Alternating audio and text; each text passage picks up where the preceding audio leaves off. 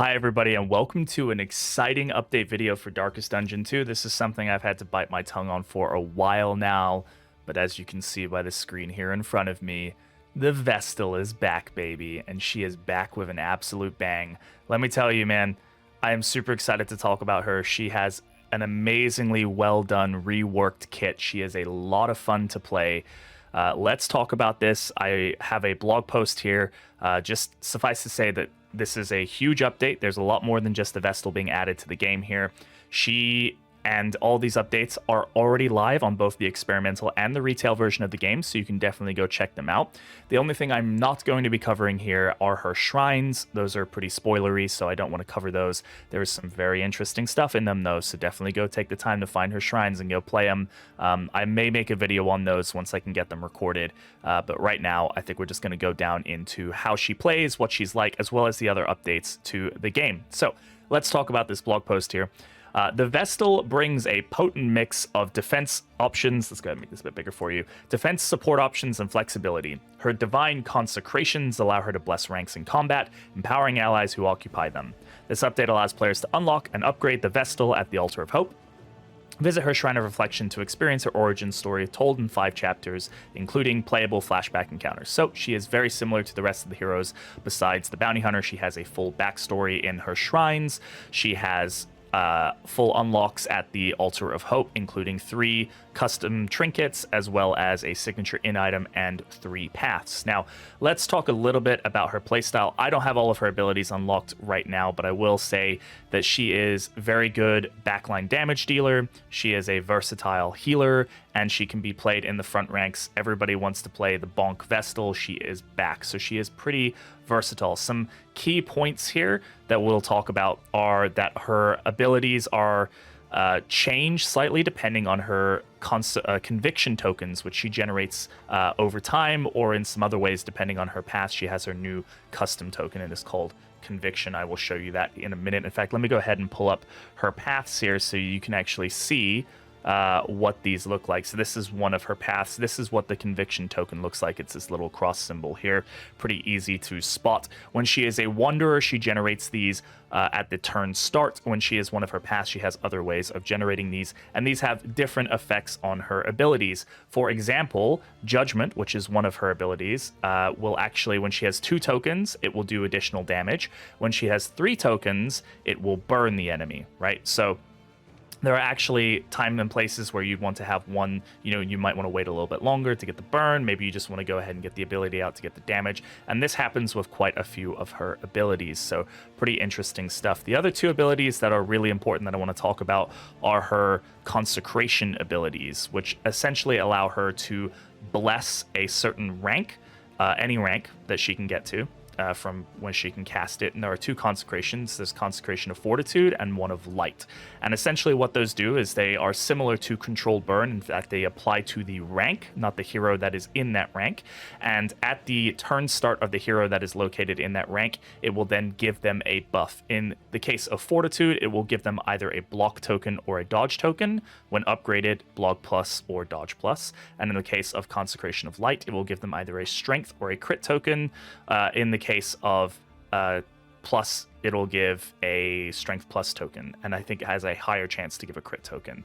I may be a little bit wrong on those numbers, but essentially those are what they do. Very interesting support mechanic there. She also has her bonk move. She has a heal move, which is just a direct heal. She has divine Comfort, I think it's called, which is an AoE regen ability. Pretty cool. She has an ability that removes all dots, including, and also removes daze and stun, which is very interesting. We'll see a little bit more about why that's very important later.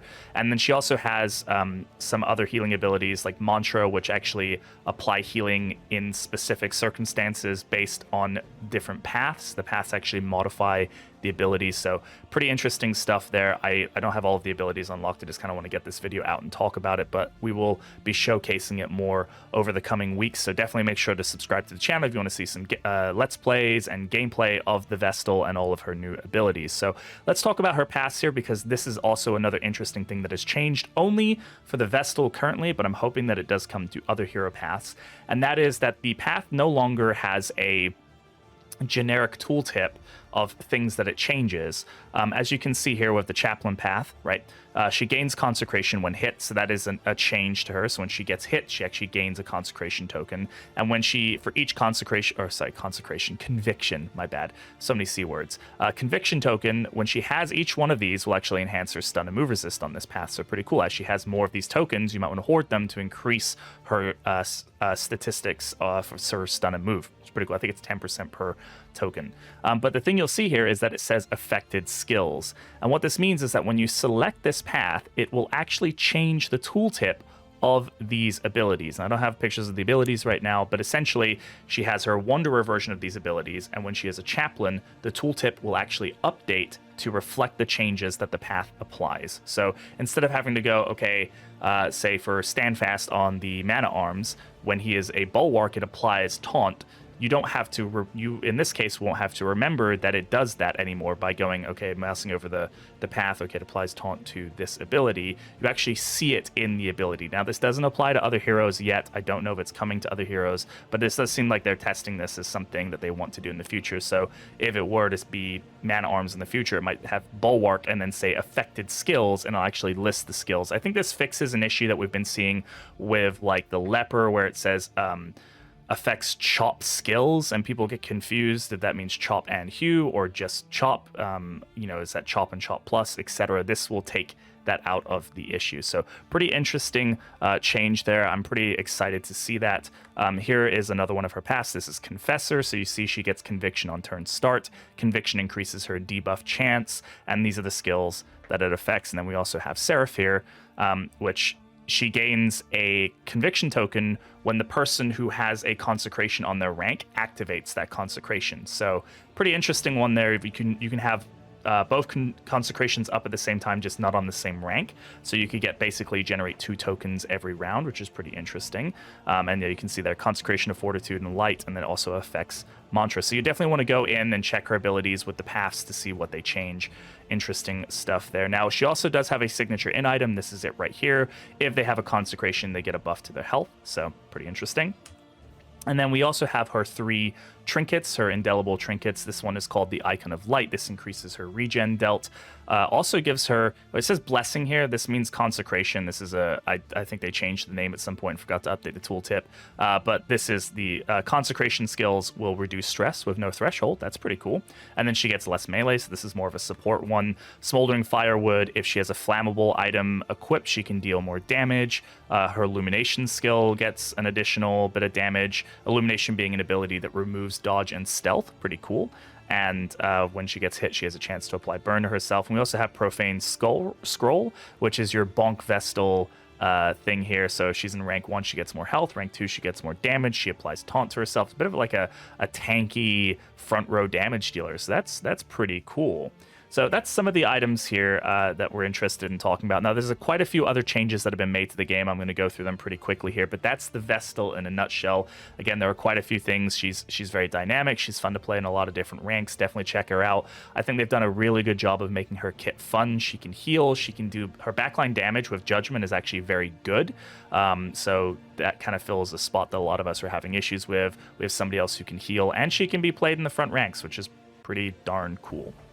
So moving on to gameplay, some changes here. Strategic withdrawal on the mana arms, they've just changed the order at which the heal applies, so it's a bit more consistent with other abilities. The leper, this is an interesting one. If he hits because of a combo, it will remove all of his blind tokens, not just, or it will remove a blind token instead of just keeping one on. If he had 2 blind per se, right, and he hit through the combo, it would only peel off the 1 blind token. Now it'll remove both. Hearthlight no longer consumes crit. This is very good. Shrine of Reflection, they've updated some of the Hyomen's items in the Shrine of Reflection. They've added new barks. I don't know what those are. I'd be interested to see if anybody can find those. This is some pretty interesting stuff here. So damaging skills that natively ignore block, dodge, or guard, i.e. pick to the face, will now remove one of those tokens on a successful hit instead of just doing the hit and letting them keep the tokens. That's pretty cool. This is the big one. Dazing a target who is already dazed will now result in a stun. So double daze equals a stun. and this applies to both monsters and heroes alike. So this can apply to you, it can apply to enemies. Daze and stun can no longer exist at the same time. This is something that Rampart used to do a lot. Stun will always take priority. So this is a big change to gameplay.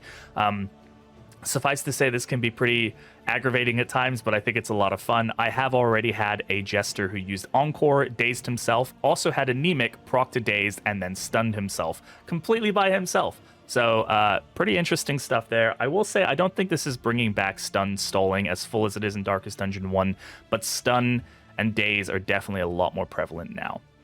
Some UI changes. Horror has now been changed. The icon is now kind of like a white skull instead of being very similar to the stress icon.